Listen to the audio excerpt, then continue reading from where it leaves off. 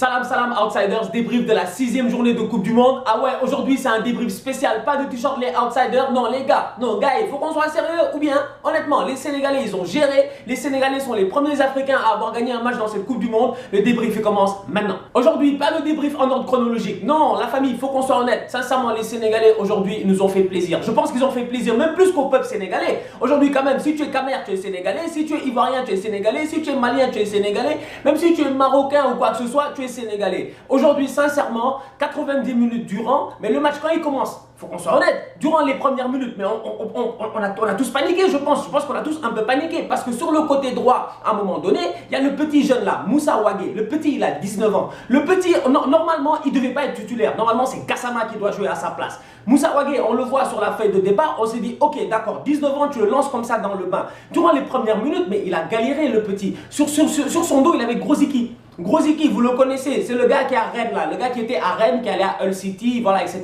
Camille Grosicki, on le connaît bien si on regarde la Ligue 1. Grosicki, Wagué sur le côté, durant les premières minutes, c'est assez compliqué pour les Sénégalais. Tous les ballons passent derrière, tu vois ce que je veux dire. Et donc derrière, en plus de cela, en face de lui, il a qui? Il a Piszczek. Donc du coup, on a galéré pendant 10 minutes. Ça nous a pris le temps de prendre l'émotion. Non les gars, ça fait longtemps qu'on n'est pas allé en Coupe du Monde. Depuis 2002, on n'est pas allé en Coupe du Monde. Ça fait des années et des années qu'on attend ce moment-là. Évidemment, ça nous a pris peut-être 10 minutes pour rentrer dans le match et dans la compétition. Mais dès qu'on est rentré dans la compétition, c'était terminé. Aujourd'hui, le bloc défensif sénégalais est extrêmement intéressant. On va commencer par le début. Khadim Ndiaye dans les buts. Khadim Ndiaye, c'est un gardien. Faut qu'on soit honnête. Non, faut qu'on soit sérieux. Sincèrement, en face de lui, il avait Lewandowski. Notre gardien, il joue au Oroya de je sais pas quoi à Conakry, là, en Guinée. Tu vois, Khadim Ndiaye, il n'a pas l'habitude d'avoir des frappes comme il a eu aujourd'hui. Sur le coup franc de Lewandowski, qui n'a pas eu peur? On a tous eu peur. Mais Khadim était là. Il te fait une claquette sensationnelle, il te la sort. Déjà, Khadim, dans son match, rien à dire. En défense centrale, Salif Sané Koulibaly. Salif Sané, cette saison à Hanovre, il a été sensationnel. Salif Sané vient de signer à Schalke 04. L'année prochaine, Schalke 04 en Ligue des Champions. Tu auras Salif Sané, Naldo. Vous voulez quoi de plus?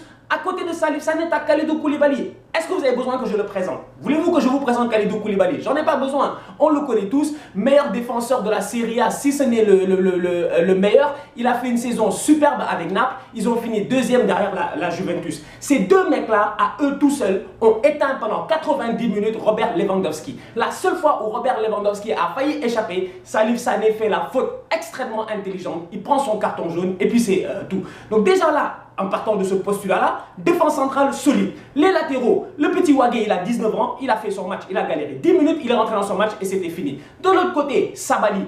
Pouf. Non, je m'en fous de Roberto Carlos, de nanana, tout ça c'est leur problème. Nous on a Sabaly. Mais vous avez vu le match de Sabaly aujourd'hui? Vous avez vu les dédoublements de Sabaly et de Maignan et Sadio Mané sur le côté gauche? Vous avez vu l'activité de Sabaly? Le volume de jeu de Sabaly, c'était juste parfait. Aujourd'hui Sabaly, non seulement défensivement, il a fait le taf parce qu'il a tenu Blassikowski pendant 45 minutes jusqu'à ce que Blassikowski sorte. Mais en plus de cela, Sabaly aujourd'hui offensivement, il a apporté un soutien extraordinaire devant. Donc déjà là, défensivement, le match est fait. On arrive au milieu de terrain. Idrissa Gana Gueye, Everton. Non les gars, faut qu'on soit honnête. Gana, on l'a critiqué ces derniers temps. On disait bon, Gana, il a peut-être levé le pied à gauche, il a levé le pied un peu. Gana n'est pas aussi intense, etc. Mais Gana aujourd'hui, quand tu le vois dans le match qu'il a fait aujourd'hui, mais Gana a été parfait. Gana, récupération de balles défensives et tout, il le fait bien. Relance, il le fait bien et il a été assez altruiste de faire la course pour venir rejoindre Sadio Mané. Parce que quand le ballon vient de Maignan, vous voulez que je vous fasse le but ou pas? Attendez les gars, on fait le but. Ok, on va faire le but. Ballon arrive, contrôle de la poitrine de Maignan. Piszczek est derrière lui, il bouffe Piszczek comme il l'a bouffé pendant 90 minutes. Maignan descend le ballon, il a l'intelligence de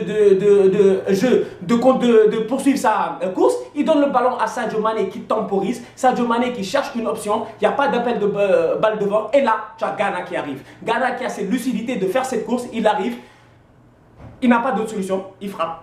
Le ballon est contré. 1-0 pour le Sénégal. Les gars, il faut qu'on soit sérieux en toute honnêteté. Aujourd'hui, du milieu de terrain, de la défense à l'attaque, on a géré. Au milieu de terrain, à côté de Gana, tu avais Alfred Ndiaye. Alfred Ndiaye, aujourd'hui, Alfred Ndiaye, les Sénégalais, ils le connaissent. Alfred Ndiaye n'est pas un titulaire. On était tous étonnés de voir Cheikhou Kouyaté sur le banc. Comment est-ce que notre capitaine, Cheikhou Kouyaté, peut être sur le banc lors du match d'ouverture? On nous balance Alfred Ndiaye. Aujourd'hui, Alfred Ndiaye, il a été à l'image des matchs amicaux qu'il a fait. Parfait. Sincèrement, des belles relances de balles, des belles touches, des longs ballons. Alfred, sincèrement, il gère. Dans la combativité, il est là. Tu vois ce que je veux dire? Et ça m'a fait plaisir.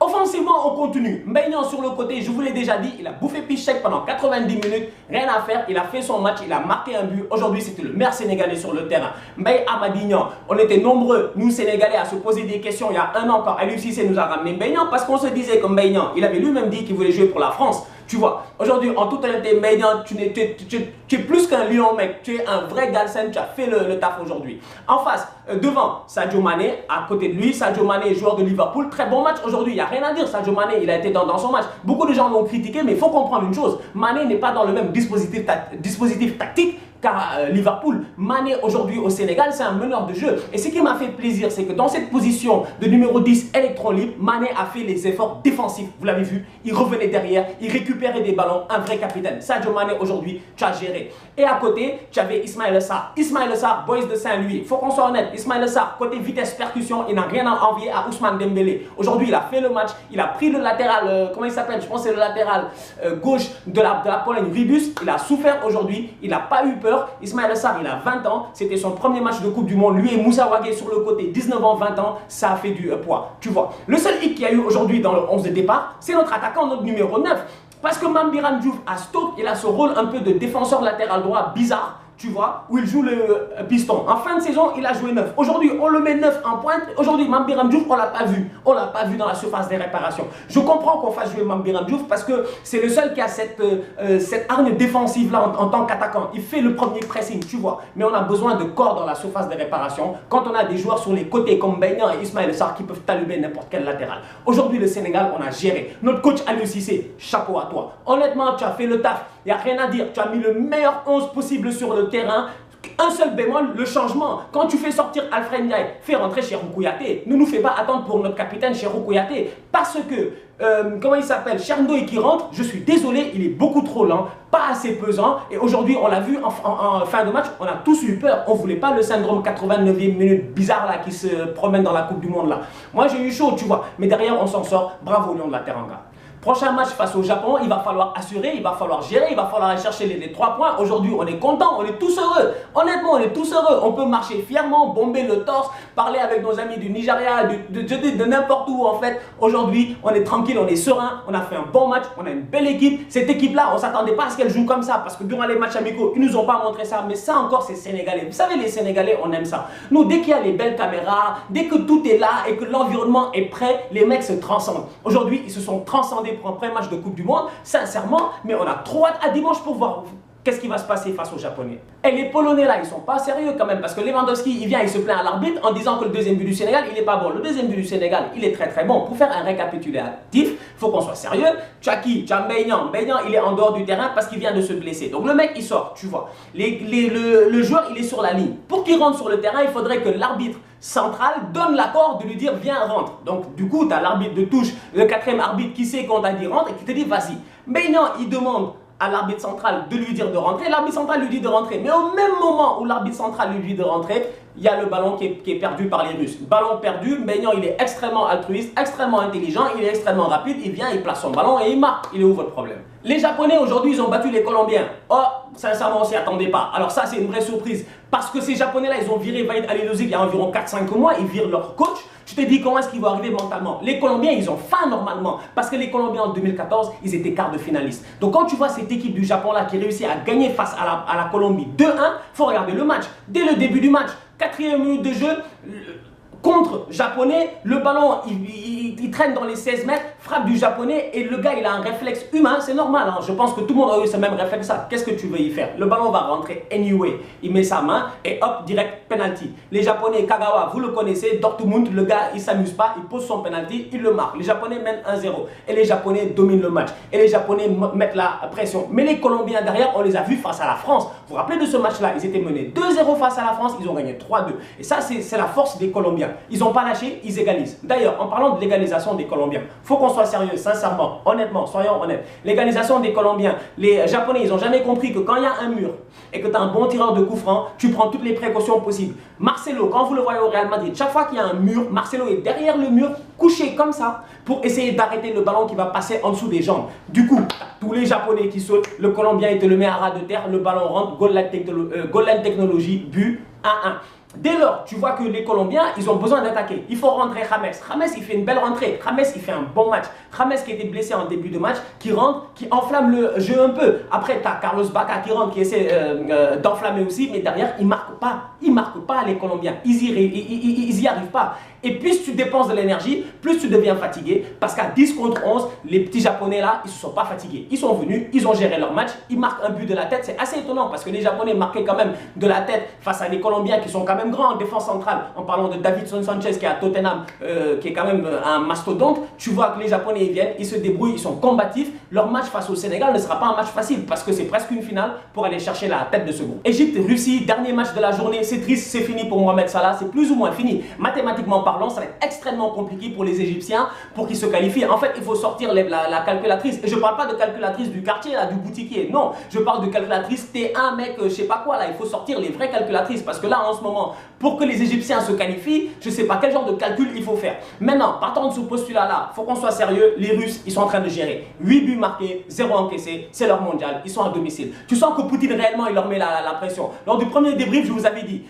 tu sentais que c'était la mort pour eux. C'était la gagne ou le goulag. En ce moment, ils sont en train de gagner, ils évitent le goulag, ils continuent à gérer leur attaquant en pointe. Dzuba, combien de fois je vous ai parlé de Dzuba? Dès le premier débrief, il m'a marqué. Dzuba, il rentre, il marque. Et je vous l'avais dit dès le premier débrief, je vous avais dit que Dzuba, c'est un attaquant qui non seulement ne ressemble à rien, le mec, il a aucun style, tu sais pas c'est quel genre de... Tu sais pas où le placer en tant que tel sur le terrain, il a l'air amorphe, on aurait dit Blaise Matuidi en pointe, tu sais pas c'est une pieuvre ou quoi que ce soit, et pourtant Dzuba, il marque tout le temps. Dzuba a encore marqué. Dzuba a fait un match sensationnel. Dzuba a tenu Hegazy. Mais le pauvre Hegazy, il a West Brom, il n'a pas le niveau. Il n'a pas le niveau. West Brom, aujourd'hui, tu es en première ligue et tu n'es pas capable de tenir des attaquants comme ça. C'est pas du tout sérieux. Derrière, il y avait Cherichev qui est titulaire. D'ailleurs, le coach russe, très bien joué de sa part. Tous les mecs qui ont marqué en rentrant sur le terrain lors du premier match, il les a mis titulaires aujourd'hui. Cherichev, il fait un grand match. Dzuba, il fait un grand match. Golovin, c'est la sensation de ce mondial-là. Il aurait pu marquer, il a manqué un peu de vitesse.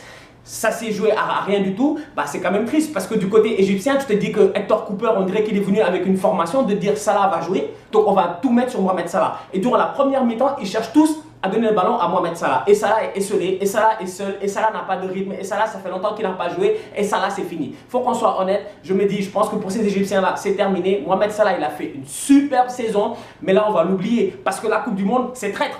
À la fin de la Coupe du Monde, on va se rappeler de Golovin ou de je sais pas quoi, mais on se rappellera peut-être pas de Mohamed Salah. Et lorsqu'on va voter pour le Ballon d'Or, ce sera encore pire. Ils vont oublier que le mec, il a fait une saison superbe avec Liverpool, qu'il est le meilleur buteur de l'histoire de la Première Ligue. Tout ça, on va l'oublier et on va voter pour d'autres mecs. C'est ça qui est quand même dommage. C'est ça le problème avec ces compétitions internationales-là, quand tu arrives avec un groupe et que tu n'arrives pas à performer. On se capte demain pour un nouveau débrief de la 7e journée de Coupe du Monde. Ça va être extrêmement chaud avec évidemment le choc du Nord de l'Afrique. C'est les deux voisins qui vont s'affronter, le Maroc et le Portugal. Les Marocains sont dos au mur, soit ils gagnent, soit ils rentrent chez eux. Et les Portugais, ils vont vouloir gagner pour conforter un peu ce qu'ils ont fait lors du premier match face à l'Espagne. Match dans lequel ils ont été menés et ils sont revenus grâce au génie de Cristiano Ronaldo. Le deuxième match, c'est entre l'Espagne et puis l'Iran. Ça va être un très très bon match de foot parce que je me dis les Iraniens ils vont bloquer, les Espagnols ils vont jouer. Donc dès lors on va voir est-ce que les Espagnols vont trouver le chemin dans ce cadenas iranien là. En tout cas, il n'y aura pas d'Iranien du sort cette fois-ci, il faut qu'on soit sérieux, je ne vois pas les Iraniens gagner.